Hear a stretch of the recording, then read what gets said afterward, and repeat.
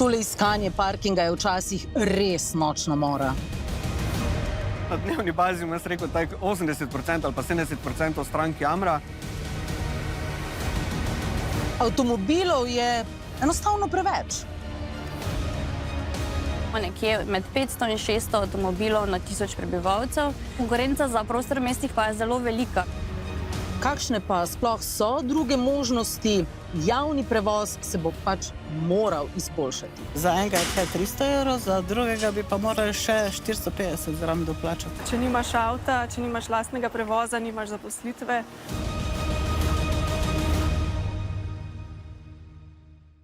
Moje so se ene 4krat okrog peljala. To je realnost mlade Ljubljančanke Polone Drobnič vsakič, ko se vrne iz službe. Ima dovolilnico za parkiranje, ki pa ji ne zagotavlja prostega parkirnega mesta. Ljudje parkirajo tukaj, ko grejo v restauracije, na prireditve in tako naprej, in potem stanovalci dostikrat izvisimo. Avto potrebuje zaradi službe, nima klasičnega urnika in dela izven središča mesta. V marsikaterem poklicu je tako, da če nimaš avta, če nimaš lastnega prevoza, nimaš zaposlitve. V oglasih za delo je pogosto izrecno zahtevan lasten prevoz. Poznam primer, kjer so uredili skupinski prevoz, potem so ga pa ukinili in vsem, ki niso imeli lastnega prevoza, niso podaljšali pogodb. Sama bi z veseljem uporabljala javni prevoz, pa trenutno žal traja tudi po uro in pol, da pride do službe. Poskušala si urediti tudi sistem P+R oziroma parkiraj in se odpelji z avtobusom. Raziskovala sem P+R barje, ampak sem ugotovila, da rezervacija za več kot 7 dni sploh ni možna. Je pa tudi ta P+R pogosto poln. Cena dovolilnice 100 evrov na leto stane se ji zdi ugodna. Če bi zagotavljala parkirno mesto, bi bila pripravljena plačati več. Se pa kot rojena Ljubljančanka počuti zapostavljeno v odnosu na obiskovalce in turiste. Se počuti človek kot neka nepotrebna, odvečna motnja. Sobivanje stanovalcev in obiskovalcev ter turistov je problem vseh evropskih mest, zlasti turističnih, pravi ljubljanski podžupan Dejan Crnek in dodaja, da je pač to treba tudi vzeti v zakup. Hkrati pa se pri tem odpirajo tudi moralna vprašanja.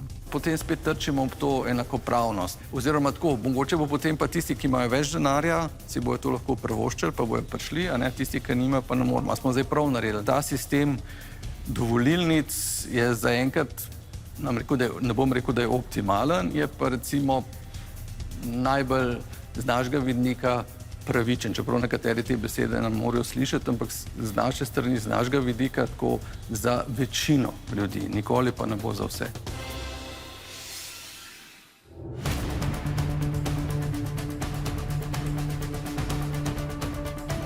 Tole je najdražje parkirišče za stanovalce v Sloveniji. Za prvi avtomobil stane 300 evrov na leto, za drugega pa že 450 evrov na leto.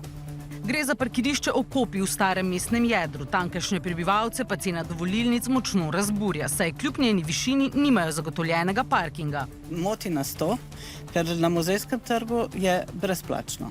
Naprej na Okopih je brezplačno.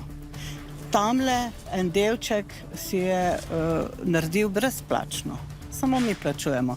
Čeprav je bilo tule zemljišče od tistega vogala do tega vogala naše in smo imeli stebričke postavljene.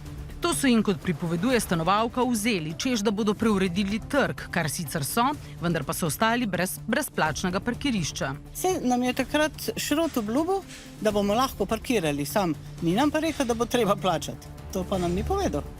Višji svetovalec za promet na mestni občini Celje Miran Gaberšek pojasnjuje, da to območje sploh ni bilo predvideno za parkiranje. Na podlagi pritiskov se je pač ugotovili, da nek parkirišč bi lahko naredili, prav veliko ne. In če bi bila cena enaka kot tu, bi vsi želeli tisto kupiti. To moramo vedeti.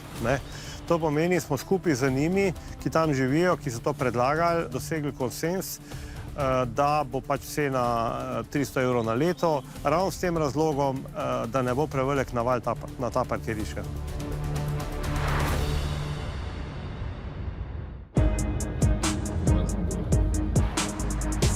Vožnja v štajersko prestolnico je izziv že zaradi nenehnih zastojev na štajerski avtocesti. Parkiranje v središču Maribora pa bo kmalu še bolj težavno, kot je že sedaj. Obeta se namreč prenova Gregorčičeve ulice, Trga generala Maistra in sosednjih ulic. To si sreča zasluži. Frizer Mano Kolarič, ki vodi salon v središču mesta, podpira urejanje Maribora. Pravi, da res postaja vse lepše mesto, ga pa zelo skrbi parkiranje, zlasti zaradi strank. Mi jih probamo pošiljati v garažne hiše, ampak problem je rato, da se te garažne hiše zadnje cajte so že polne, zaradi tega, ker so zasedene z temi dnevnimi najemi in jaz ne vem, kaj se bo zgodilo, ko se pač zapre še to. Sam se na delo vozi približno 7 km, parkiranje je vedno izziv. Ja, borim se in iščem pač po ulicah, javni promet imam na 1 uro. Žal si ne morem privoščiti, da se vozim z avtobusom in se moram pripeljati z vozilom. Zdaj, čez poletje pravim to z motornim vozilom, zaradi tega, ker mi je lažje se sparkirati. Ne? Tudi oni se, tako kot v Ljubljani, čutijo zapostavljene napram turizmu. Mali podjetniki težave s parkiranjem občutijo tudi finančno. Kljub temu podpirajo spremembe, podpirajo urejanje, vendar bi morali predtem poskrbeti za alternative. Ker župan je obljubil, da bo zraven občine zgrajena garažna hiša, preden bodo to naredili, ampak vidimo, imamo še pred sabo 3 mesece, mislim, v 3 mesecih žal, mislim, da nobena garažna hiša ne bo zgrajena. Vodja urada za komunalo, promet in prostor mestne občine Maribor Andraž Mlakar pravi, da razmišljajo o gradnji večjih parkirnih hiš.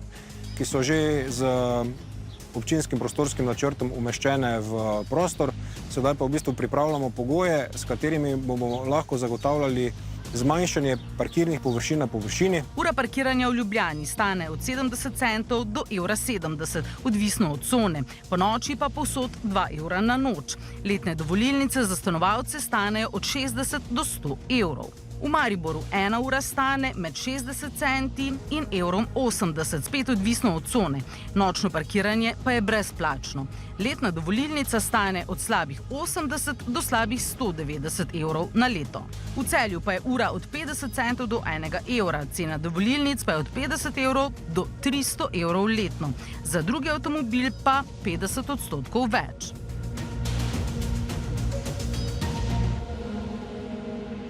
Slovenci smo izjemno navezani na svoje avtomobile, imamo jih vedno več in desetletja se je sistemsko delalo na vse udobnejši mobilnosti z avtomobili. Zdaj pa imamo velike težave.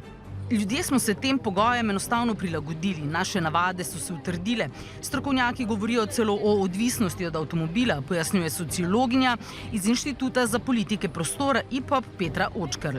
Torej, po eni strani je, da je ta navada tako močna, da vedno izberemo avtomobil, čeprav imamo morda druge možnosti. Po drugi strani pa seveda, da so območja v Sloveniji, kjer v bistvu alternativ ni in so ljudje res odvisni od avtomobila.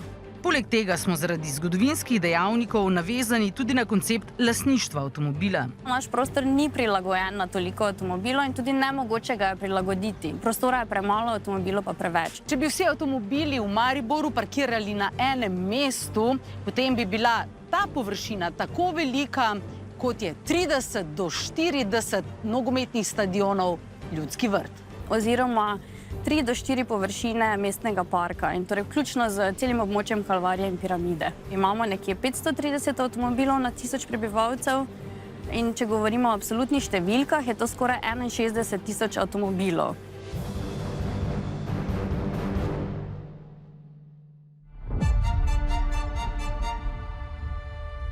V Ljubljani je zaradi parkirnega režima v začetku leta zavrelo v Štepanskem naselju.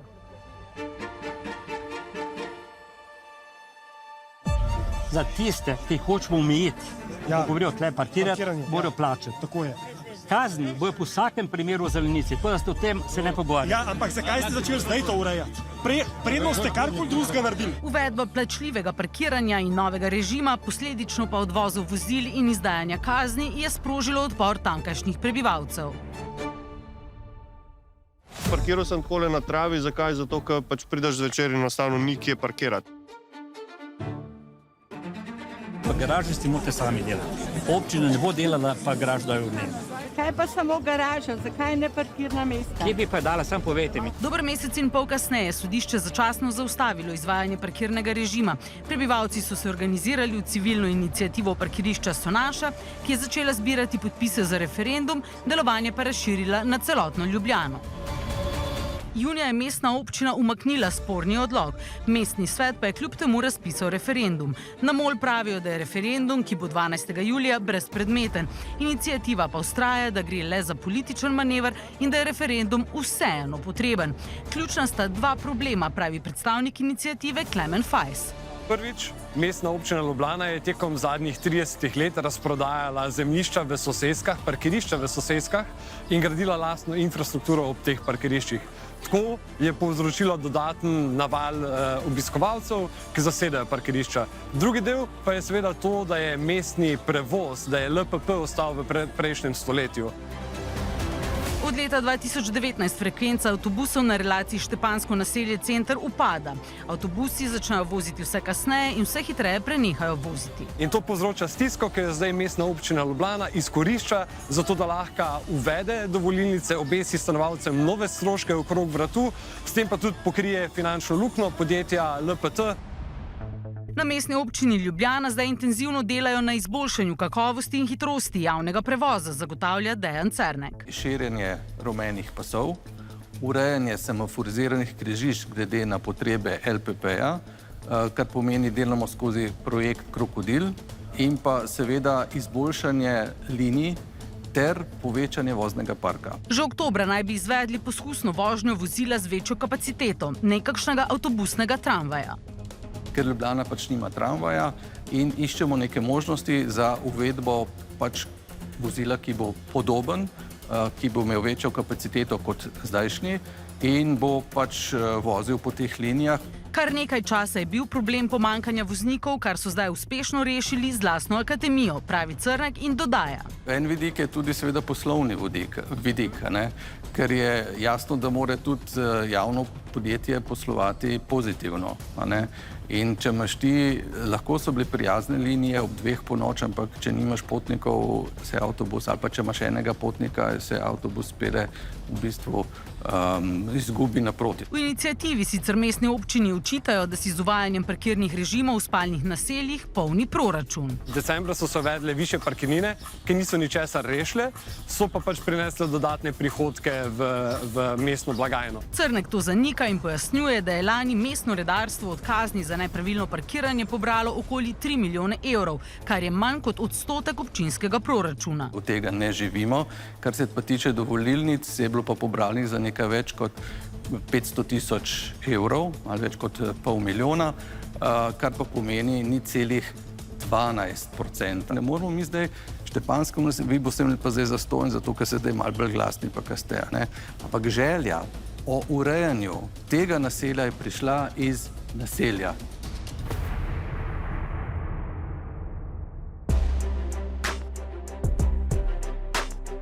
V zadnjih letih je prav možnost parkiranja eden ključnih faktorjev tako pri nakupu kot pri najemu stanovanja, pojasnjuje nepremičninski posrednik Roman Lesjak. Če bi mogel to postaviti v nek kontekst vrednosti, recimo, je v primerih lahko parkirišče celo več kot 10% celotne skupne vrednosti samega stanovanja. V terasastih blokih v Kosezah lahko cena garaže doseže celo 40 ali 50 tisoč evrov, pravi. Stanovanje je vredno 300 tisoč evrov, neko starejše dvosobno, rabljeno, pa garaža 50, ugotovimo, da je vrednost garaže precejšnja. Recimo, če se osredotočam na najem, pri najemu lahko garaže dosegajo tudi 200 evrov na mesec. Če se na primer v središču mesta prodaja stanovanje brez parkirišča, kupci ponavadi agencijo zadolžijo, da jim najde tudi to. Potem smo imeli pa stranko, ki je želela to stanovanje kupiti, ampak je nakup pogojevala z tem, da ji najdemo tudi parkirno mesto za nakup.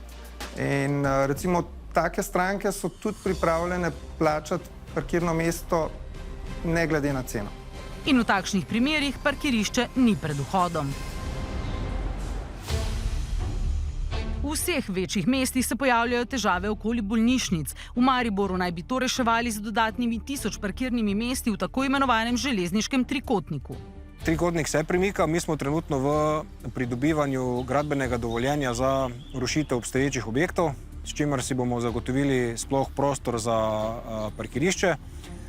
sledi izvedba začasnega parkirišča, s katerim bodo upravljali mestne nepremičnine. V vmesnem času bomo pa mi seveda naročili tudi višje faze projektne dokumentacije.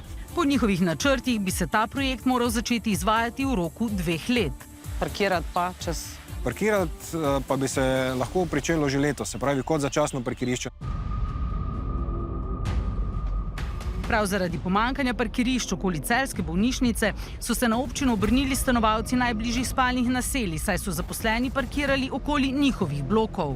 In smo mi kot možno rešitev ponudili, da uredimo režim, plačljiv, namestimo 2-3 parkomate in bi to pomenili nekako za stanovalce okrog 120-140 evrov na leto. In ko so oni to preverili, med stanovalci so rekli ne in so sklepom to sprejeli, to pomeni očitno težava še ni tako velika. Ne? Želeli bi si red, ampak ne bi pa sprejeli tega, da bi mogli nekaj malega plačati. Tudi v Mariboru se obeta širitev plačljivih con. Pripravljamo strokovne podlage, s katerimi bomo šli v širitev teh con in bodo te strokovne podlage tudi na obravnavi predvidoma na septembrski ali oktobrski seji mestnega sveta. Čeprav v spalnih naseljih parkomatov zaenkrat še nimajo, kot pravijo na MOM, pa gre vse v to smer. Nekaj smo sicer že uvajali in se je pri uvajanju tega vse skupaj izkazalo kot zelo pozitivno.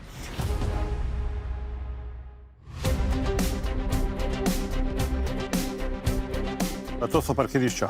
Aplikacijo Centralka, tu vidimo moje dobro imetje, 8,40 € manj gor.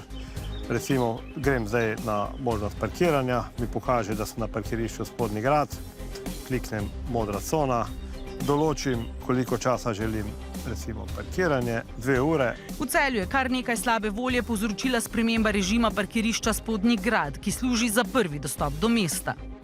Občutili so tako, da se jim je zelo podražilo parkiranje, ampak v resnici se jim ni, samo podaljšala se jim je pot recimo do centra mesta za 100-150 metrov. Prostor, zlasti v mestih, je vse bolj dragocena dobrina. Brezplačna parkirišča so stvar preteklosti. Ljudje se res bili navajeni, da mora biti parkiranje zastonj, ampak v resnici pa ni. Pa tudi vemo, da avtomobile imajo eni kar drage, 30, 40, 50 tisoč evrov vredne, a za parkiranje pa ne bi dali recimo 40 evrov na mesec. In kakšne rešitve bi se zdele poštene našim sogovornikom? Bi pa na nek način morali olajšati stanovalcem parkiranje in otežiti ljudem, ki pridejo samo zaradi neke hitre ugodnosti, kot so restauracije.